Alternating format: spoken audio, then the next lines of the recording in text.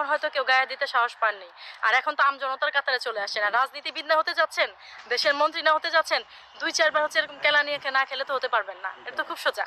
এবং এটা শুধু না, আপনি দেখবেন ভাইয়া, এরপরে এটা যা শুরু, এরপরে আরো আরম্ভ হবে। এবং এদেশের ছেলেপেলেরা এরকম বিজ্ঞানও ছিল না।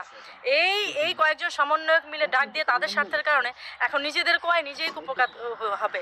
ল অফ নেচার, আপনি কুয়া খুঁড়েছেন, কুয়া এখন আপনি ডুববেন, তাই না? এটা তো খুব সহজ কথা। আপনারা এদের ইউজ করেছেন, প্রাইভেট ইউনিভার্সিটির ছেলেপেলেদের ইউজ করেছেন, করে একটা আন্দোলন একটা ঘটিয়ে। ওরা তো খুব মানে নাজুক ছেলেপেলে, স্টুডেন্টরা আসলে খুব নাজুক। মানে দেখা গেছে বেশিরভাগই আমাদের মতো ছাপোষা ঘরের মধ্যবিত্ত ফ্যামিলি ছেলেপেলেরা, বাবা মা কিছু টাকা পয়সা হয়ে মানে এরা সন্তানদেরই শেষ ভরসা মনে করে। সেই ভরসা থেকে প্রাইভেট ইউনিভার্সিটিতে আমাদের ভর্তি করে। তো আমরা আসলে ওই নাজুক ফ্যামিলি থেকে এবং নাজুক মানসিকতা থেকে চিন্তা করেছি, বা তারাই চিন্তা করেছে যে আসলে এটা কোঠা ভিত্তিক একটা দাগ।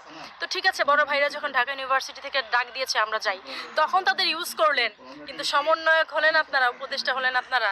আর এখন হচ্ছে গিয়ে নিজেদের একটা নাগরিক দল গঠন করে তাদের ভুলে যাচ্ছেন। খুব সোজা, পানির মতো সোজা।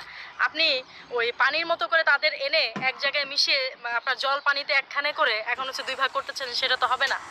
মার তো আপনারাই খাবেন। আগে যখন ওই যে মন্ত্রী ছিলেন তখন হয়তো কেউ গায়ে দিতে সাহস পাননি।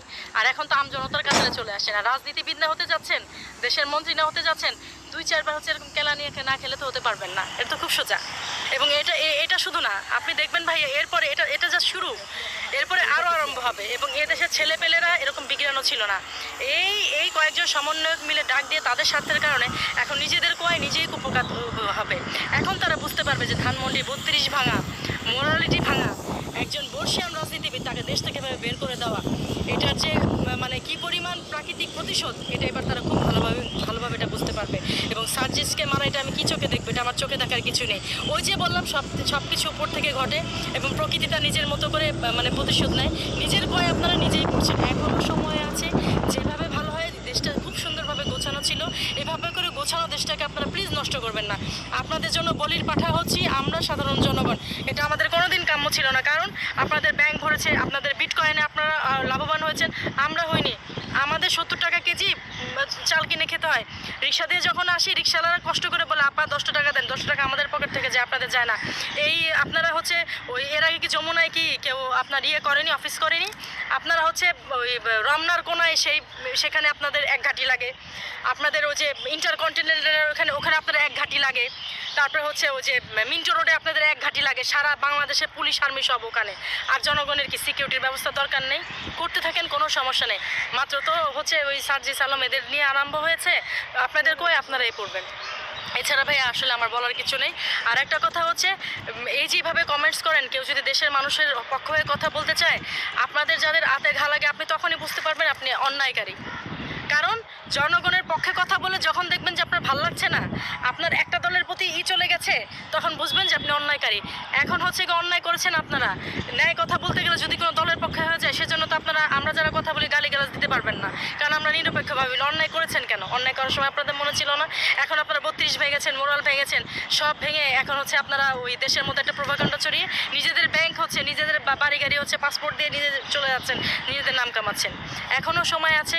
আমাদের যে বর্ষিয়ান রাজনীতিবিদরা আছেন, প্রধানমন্ত্রী শেখ খালেদা জিয়া, তারপর হচ্ছে প্রধানমন্ত্রী শেখ হাসিনা, আরও যারা আছেন, তাদের প্রতি শ্রদ্ধা পোষণ করেন।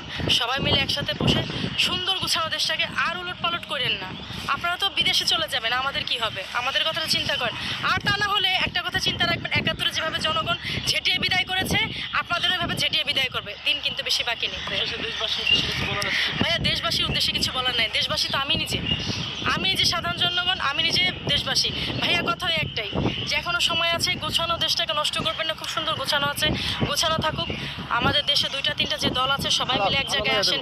সেটা জামাত হোক, সেটা বিএনপি হোক, আওয়ামী লীগ, 3 জন একসাথে বসে একভাবে আপনারা কথা বলেন দেশের কিভাবে ভালো হয়। আর ভাঙচুর করেন না। কই আয়না ঘর গিয়ে দেখছি যে একটা বাড়ির নিচে হচ্ছে গিয়ে আপনার করে কি বলে যেন ওটাকে ভাইয়া, হ্যাঁ আন্ডারপাস করে, সেখানে আপনারা খালি খালি আয়না করে খুঁজেন। কেন এগুলি করেন?